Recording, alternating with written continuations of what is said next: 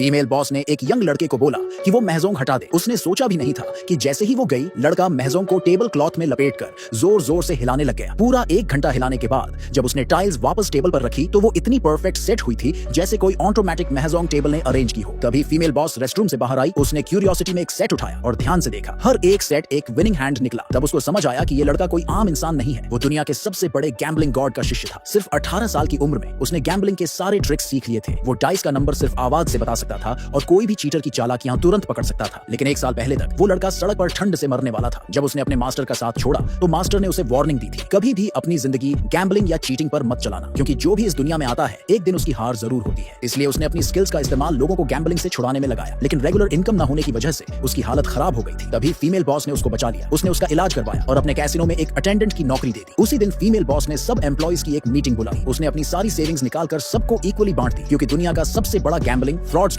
उनके कैसीनो को चैलेंज करने आ रहा था। वो जानती थी कि उसके एम्प्लॉइज उस फ्रॉडस्टर के सामने टिक नहीं सकेंगे और हर बार जब वो जीतता था उस कैसीनो को बंद करना पड़ता था। ये सुनते ही सब एम्प्लॉइज ने पैसे लेने से मना कर दिया। फीमेल बॉस के एहसान के बदले सबने मिलकर कैसीनो के साथ खड़े रहने का फैसला किया। तभी यंग लड़का आगे आया। उसने $3000 उठाए और अपनी पॉकेट में डाल ली। सब लोग गुस्से में थे। उस लड़के को एहसान फरामोश बोल रहे थे। अगर फीमेल बॉस ने उसे बचाया ना होता तो आज वो जिंदा भी ना होता। लेकिन किसी को अंदाजा भी नहीं था कि यही $3000 आगे चलकर फीमेल बॉस और कैसीनो को बचाने की चाबी बनेगा। उधर वो बदनाम गैम्बलर पूरे $20 करोड़ कैश लेकर पहुंचा। फीमेल बॉस ने चैलेंज एक्सेप्ट कर लिया। जब उसने सुना कि गैम्बलर ने अनलिमिटेड स्टेक्स वाली पोकर गेम खेलने की डिमांड की है तो उसने अपने 2 आदमी भेजे उसे हराने के लिए। गेम शुरू हुआ। कार्ड कटिंग के दौरान गैम्बलर ने चोरी से कुछ कार्ड अपनी स्लीव में छुपा लिए। उसकी टेक्निक इतनी एडवांस थी कि कोई पकड़ ही नहीं सकता था। लेकिन वो यंग लड़का जो पास खड़ा था उसने सब देख लिया। जैसे जैसे गेम बढ़ी, गैम्बलर ने पूरे कॉन्फिडेंस के साथ ऑल इन कर दिया। पूरा रूम शॉक में चला गया। पहले तो फीमेल बॉस के आदमियों को अपनी हाथों पर भरोसा था, लेकिन गैम्बलर की प्रेजेंस ने उन्हें डरा दिया। उनकी झिझक देखकर गैम्बलर ठंडी हंसी हंसा। उसने बिल्कुल सही उनके कार्ड्स का अंदाजा लगाया और ये तक हिंट दिया कि उसका हाथ उनसे भी कमजोर है। फिर भी दोनों हिम्मत नहीं जुटा पाए। सोच विचार कर उन्होंने फोल्ड कर दिया। लेकिन जैसे ही उन्होंने देखा कि गैम्बलर का हाथ सच में उनसे कमजोर था, उनके चेहरे उतर गए। गैम्बलर हंस पड़ा। तुम लोग तो मेरे सामने टिक ही नहीं सकते। ये कहकर उसने फीमेल बॉस को कैसीनो बंद करने की सलाह दी। अगला राउंड शुरू हुआ। अब की बार गैम्बलर खुद कार्ड्स शफल करने लगा। बहुत चालाकी से उसने अपने लिए सबसे स्ट्रॉन्ग हैंड सेट कर लिया। फिर बिना देरी किए उसने फिर से ऑल इन कर दिया। अगर किसी के पास मुझसे बेहतर हाथ हुआ तो मैं हार मान लूंगा। फीमेल बॉस के एक आदमी ने अपने कार्ड्स देखे और पूरी तरह कॉन्फिडेंट हो गया। मैंने पहले भी इस गैम्बलर की शफलिंग टेक्निक देखी है, उसने कहा। मुझे पता है, इसने अपने लिए 3 एस सेट किए हैं। इसका साथी 3 किंग्स पकड़कर बैठा था। अगर दोनों साथ में अपने हाथ खोलते